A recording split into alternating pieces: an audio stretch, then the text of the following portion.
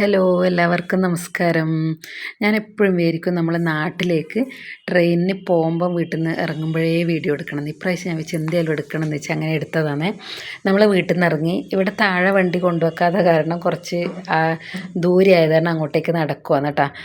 പിന്നെ എല്ലാവർക്കും അവരവരുടെ വീട്ടിൻ്റെ താഴെ തന്നെ വെക്കാം. പിന്നെ ഇന്നലെ കൊണ്ടുവച്ചത് അവിടെ ആയ കാരണമാണ് അങ്ങനെ.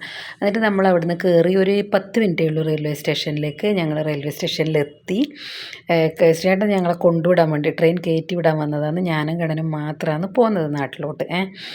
പിന്നെ അപ്പോൾ 2 സൂട്ട് കേസ്, രണ്ടാൾക്കും ഓരോ ബാഗ് പുറത്തിടാൻ വേണ്ടിയിട്ട്, ഒരു ഭക്ഷണത്തിൻ്റെ ഒരു ബിഗ് ഷോപ്പർ, അത്രയാണ് നമ്മളെ ലഗേജ്. അപ്പോൾ ട്രെയിനിൽ കയറിയ ഉടനെ നമ്മൾ കഴിക്കുന്നത് ഈ വെള്ളക്കാരിയും കോഴീൻ്റെ അച്ചാർ. അതാണ് ഇഷ്ടം, എനക്കും കടനും അതാണ് ഇഷ്ടം, അതുകൊണ്ട് അത് കൊണ്ടുപോയത്. പിന്നെ നമ്മൾ 4 ആളും പോകുമ്പോഴാണെങ്കിൽ തക്കാളി ചട്നിയും പിന്നെ തേങ്ങേൻ്റെ ചമ്മന്തിയില്ലേ, വെള്ളം കൂട്ടാണ്ട് നമ്മൾ പുളിയും ഉപ്പും ഉള്ളി ചേർക്കുന്നുണ്ട്. ഉള്ളിയും ചേർക്കലുണ്ട്. ചെറിയുള്ളിയാണ് നല്ലത്. ചെറിയുള്ളി, ഉപ്പ്, പുളി, മുളക് പൊടി, പിന്നെ മുളക് ചുട്ടത് കൂടി അരച്ച ചമ്മന്തി, വെള്ളം ചേർക്കാണ്ട്. അതൊന്നും മോശമാവില്ല കേട്ടോ. പിന്നെ കട്ടൻ ചായ, ഇതാണ് കൊണ്ടുപോകുന്നത് നാസ്ത ഐറ്റംസ് അതാണ്. ചിലപ്പോഴൊക്കെ ഇഡലി കൊണ്ടുപോകും. പിന്നെ ഇത് ഞാൻ വെള്ളക്കാരിയാണ് കൊണ്ടുപോയത്. കട്ടൻ ചായ ഇതുപോലത്തെ മിൽട്ടൻ്റെ ഫ്ലാസ്ക്, മിൽട്ടൺ സെല്ലോ അങ്ങനത്തെ കമ്പനീൻ്റെ ഫ്ലാസ്ക് ആകുമ്പോൾ ചൂട് നിൽക്കും. ഇത് ഞാൻ ഇതിൻ്റെ സ്റ്റൈല് കണ്ടിട്ട് വാങ്ങിയതാണ്. പക്ഷേങ്കിൽ നിങ്ങൾക്ക് എവിടെയെങ്കിലും പോകുമ്പോൾ കട്ടൻ ചായ കൊണ്ടുപോകണമെങ്കിൽ മിൽട്ടൻ്റെ സ്റ്റീലിൻ്റെ പിന്നെ കളറിലെ ഫ്ലാസ്കില്ലേ, ഇങ്ങനെ വെള്ളം കൊണ്ടുവന്ന ടൈപ്പ് സ്റ്റീൽ കളറ് പുറമേ ഉള്ളിലും ഇല്ലേ, പിന്നെ അത് ഒറിജിനൽ മിൽട്ടൻ്റെത് വാങ്ങിയാൽ 2 ദിവസം വരെ നല്ല ചൂടോടെ നിൽക്കുന്നുണ്ട് കേട്ടോ, മുന്നേയൊക്കെ കൊണ്ടുപോയപ്പോൾ. പിന്നെ നമ്മൾ ഭക്ഷണമൊക്കെ കഴിച്ച് കഴിഞ്ഞാൽ ഇങ്ങനെ കുഞ്ഞ് പ്ലേറ്റും സ്പൂണും ഒക്കെ കൊണ്ടുപോകും കേട്ടോ. പിന്നെ ഡിസ്പോസിബിളൊന്നും അങ്ങനെ ഉപയോഗിക്കില്ല. അപ്പോൾ അത് ഹാൻഡ് വാഷ് ഉറ്റിച്ച് കഴുകി വൃത്തിയാക്കി വെക്കും, ഒരു മണമൊന്നും വരാണ്ടൊക്കെ. പിന്നെ കമ്മൽ വിൽക്കാൻ വേണ്ടിയിട്ട് നല്ല നല്ല സ്റ്റൈലിലെ കമ്മൽ കൊണ്ടുവരും. പണ്ടൊക്കെ ഒരുപാടുണ്ടല്ലോ, ഇപ്പോൾ ഒരാളവൻ്റെ വന്നിട്ടില്ല, അവർ പെട്ടെന്ന് പോവുകയും ചെയ്തു. അതുകൊണ്ട് സെലക്ട് ചെയ്യും. പിന്നെ മോക്ക് വേണ്ടിയിട്ടാണ് വാങ്ങുന്നത്. ഞാനത് ഇടൽ വളരെ കുറവാണ്, എനിക്ക് ഭയങ്കര ഇഷ്ടമാണ്. ഇതെന്നറിയാം, കത്തി കാണുമ്പോൾ പേടിക്കൊന്നും വേണ്ട, സേഫ്റ്റിക്കും നല്ലതാണല്ലോ. ഒരു കണക്കിന് യാത്ര ചെയ്യുമ്പോൾ ഒരു കത്തിയെല്ലാം നല്ലതാണ്. ഇതെന്തിനാണെന്ന് വെച്ചാൽ മോന് ബേൽപുരി ഉണ്ടാക്കാൻ വേണ്ടിയിട്ടാണ്. ഹൽദിറാമിൻ്റെ പാക്കറ്റില്ലേ ബേൽപുരീൻ്റെ, അത് നമ്മൾ വാങ്ങിയിട്ടാകുമ്പോൾ എന്ത് ചെയ്യണമെന്ന് വെച്ചാൽ അത് മൊത്തം റെഡിമെയ്ഡായിട്ട് വരുന്നതാണ്. അതിലൊന്നും നമ്മൾ മസാലയൊന്നും ചേർക്കണ്ട, മസാലയൊക്കെ ചേർത്ത് വരുന്നത് തന്നെയാണ്. പക്ഷേ നമ്മൾ അതിൽ പച്ചമുളകും ഉള്ളിയും തക്കാളിയും മല്ലിയിലൊക്കെ ചേർത്ത് മിക്സ് ചെയ്ത് കഴിഞ്ഞാൽ കഴിക്കാൻ നല്ല ടേസ്റ്റാണ്. മോന് ഇഷ്ടപ്പെട്ട സാധനമാണ്. അപ്പോൾ അവൻ്റെ ഒരു കുരുത്തക്കേടിന് കൂട്ട് വെക്കുന്നതെന്ന് പറയാം. അപ്പോൾ അതിന് വേണ്ടി മാത്രമാണ് പിന്നെ ഈ കത്തി കൊണ്ടുവരുന്നത്. പിന്നെ ചിലപ്പോൾ ആപ്പിളൊക്കെ കൊണ്ടുവരുവാണെങ്കിൽ അത് കട്ട് ചെയ്ത് കഴിക്കാൻ വേണ്ടിയിട്ടും ഇതുപോലെ കത്തി കൊണ്ടുവരും. ഇതുപോലത്തെ കത്തിയാകുമ്പോൾ ഇല്ലേ, ഇങ്ങനെ നമ്മൾ പൊതിഞ്ഞ് കൊണ്ടുവരേണ്ട ആവശ്യമില്ലല്ലോ. കത്തി അതിൻ്റെ ഉള്ളിലോട്ട് ഒരു കവറിലിട്ട് കൊണ്ടുവന്നാൽ നമുക്ക് കത്തി എടുക്കുമ്പോൾ വെക്കുമ്പോൾ ഒന്നും ബുദ്ധിമുട്ടില്ല. ഇങ്ങനെ ഉറയില്ല കത്തിയോ അല്ലെങ്കിൽ ഇതുപോലെയില്ല കത്തിയോ, നല്ലത് യാത്ര ചെയ്യുമ്പോൾ കൊണ്ടുപോകാൻ വേണ്ടി കേട്ടോ. അപ്പോൾ നമ്മൾ ഈ കട്ടിങ് ബോർഡിൽ വെച്ചിട്ടും അങ്ങനെ വേറെ കത്തി ഉപയോഗിച്ചാൽ മുറിക്കുന്ന കാരണം മുറിക്കാൻ ഇത് അസൗകര്യമൊന്നുമില്ല. എന്നാലും ട്രെയിൻ ഓടുമ്പോൾ ചെറിയൊരു അനക്കമുണ്ടല്ലോ, അപ്പോൾ മുറിക്കുമ്പോൾ എല്ലാം കുറച്ച് ചെറിയ ബുദ്ധിമുട്ടെല്ലാം ഉണ്ട്. അവിടെ ഒരു സ്റ്റാൻഡ് ഉണ്ട് വെച്ച് മുറിക്കാൻ വേണ്ടിയിട്ട്. പക്ഷേ അവിടെ ഞാൻ എൻ്റെ ബാഗൊക്കെ വെച്ച് അതെല്ലാം മാറ്റണ്ടേന്ന് വെച്ചിട്ട് ഞാനിതുപോലെ പ്ലേറ്റിൽ വെച്ചിട്ട് ആണ് ഇങ്ങനെ കട്ട് ചെയ്യുന്നത്. പിന്നെ അപ്പോൾ അത് ആ ഹൽദിറാമിൻ്റെ ബേൽപുരീൻ്റെ പാക്കറ്റില്ലേ, അതിൻ്റെ ഉള്ളിൽ ഇട്ടിട്ട് കുലിക്കാൻ മതി. പക്ഷേ അത് 3-4 പേർക്ക് കഴിക്കേണ്ടതായതുകൊണ്ട് നമുക്ക് 2 നേരം കഴിക്കാമല്ലോ. അതിന് വേണ്ടിയിട്ട് നമ്മളൊരു എയർ ടൈറ്റ് കണ്ടെയ്നറിൽ ഇതെല്ലാം മിക്സ് ചെയ്തിട്ടാണ് കഴിക്കുന്നത്. അപ്പോൾ ഇത് പിന്നെ നമുക്ക് വല്ലപ്പോഴും ഒന്നും ഇത് കഴിക്കുന്നതിന് കുഴപ്പമില്ല, സ്ഥിരമൊന്നും അത്ര നല്ലതായിരിക്കില്ല ഇതിൻ്റെ മസാലയും കാര്യങ്ങളൊക്കെ.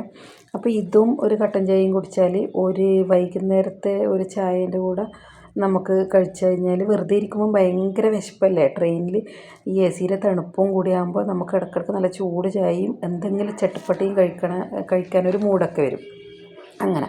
പിന്നെ വീട്ടിൽ നിന്ന് നമുക്ക് ഈ 6 നേരത്തേക്കുള്ള ഭക്ഷണം കൊണ്ടുവരണ്ടേ. നമ്മൾ ഇന്ന് രാവിലെ കയറിയ നാളെ രാത്രി 2 മണിക്കല്ലേ എത്തുന്നത്. അപ്പോൾ ഇന്ന് രാവിലത്തെ നാസ്ത, ഉച്ചക്കത്തെ ഭക്ഷണം, വൈകുന്നേരത്തെ ചായ, രാത്രിത്തെ ഭക്ഷണം, പിന്നെ പിറ്റേ ദിവസം രാവിലത്തെ ചായയും കടിയും, പിറ്റേ ദിവസം ഉച്ചക്കത്തെ ഭക്ഷണം, പിറ്റേ ദിവസം രാത്രി 2 മണിക്ക് ഇറങ്ങുന്നതിന് മുന്നേ ഫുഡ് കഴിക്കേണ്ട. അങ്ങനെ 7 നേരത്തെ 7-8 നേരത്തെ ഭക്ഷണമാണ് നമ്മൾ കൊണ്ടുവരുന്നത്. അപ്പോൾ കുറേ ഉണ്ടാവില്ലേ. കട്ടൻ ചായ ആ കാണുന്ന ഫ്ലാസ്കിലേലും.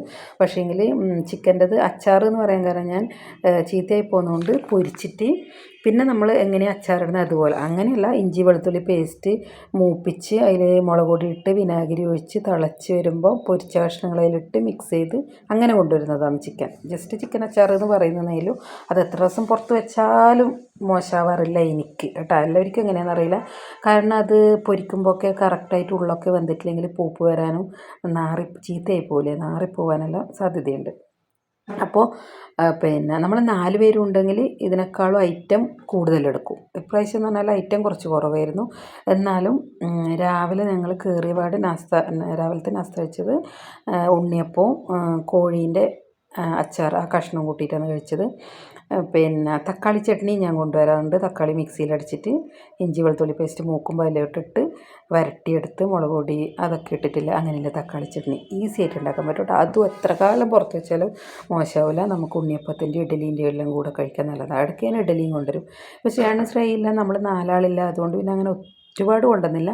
പക്ഷേങ്കിൽ ഒരു നേരം പോലും പുറത്തുനിന്ന് വാങ്ങാണ്ട് എല്ലാം ഈ 7-8 നേരത്തേക്കുള്ളതും വീട്ടിൽ നിന്ന് ഉണ്ടാക്കി പാക്ക് ചെയ്ത് കൊണ്ടുവരുന്നത്. അപ്പോൾ നാട്ടിലേക്ക് വരുന്നതെന്ന് പറഞ്ഞാൽ എനിക്ക് ശരിക്കും പറഞ്ഞാൽ 1 മാസം മുന്നേ ഞാൻ ഡ്രസ്സൊക്കെ പെട്ടിയിലെടുത്ത് വെച്ച് ഒന്നും മറക്കരുതെന്ന് വെച്ചിട്ട് ഒരു നോട്ട്സ് ഉണ്ടാകും, ഒരു ലിസ്റ്റ് ഉണ്ടാക്കും. ഇന്നത് കൊണ്ടുപോകണം, അത് കൊണ്ടുപോകണം, ഇത് കൊണ്ടുപോകണം. പിന്നെ ഓർമ്മിച്ചെടുക്കേണ്ട സാധനങ്ങൾ, ചാർജർ, പിന്നെ മൊബൈലടക്കം ഞാൻ ചെയ്തു കേട്ടോ. മൊബൈൽ നമ്മൾ വർത്തമാനം പറഞ്ഞാൽ അവിടെ ഇവിടെയും വെച്ചിട്ട് മറന്നൂലേ. മൊബൈൽ, ചാർജർ, പിന്നെ അങ്ങനെ എല്ലാം ലിസ്റ്റാക്കി വെക്കും. ലാസ്റ്റ് ലിസ്റ്റ് ഒന്ന് ചെക്ക് ചെയ്യും, എൻ്റെ ടിക്കറ്റ് പോവും. നേരം പിന്നെ നമ്മൾ ഒരു സാധനം മറക്കില്ല. എനിക്ക് ഒരു സാധനം യാത്രയിൽ മറക്കാൻ പാടില്ല, അത് ഭയങ്കര നിർബന്ധമാണ്. അല്ലെങ്കിൽ ആ യാത്രക്ക് അപ്പോൾ ഒരു സുഖം ഉണ്ടാവില്ല അങ്ങനെ.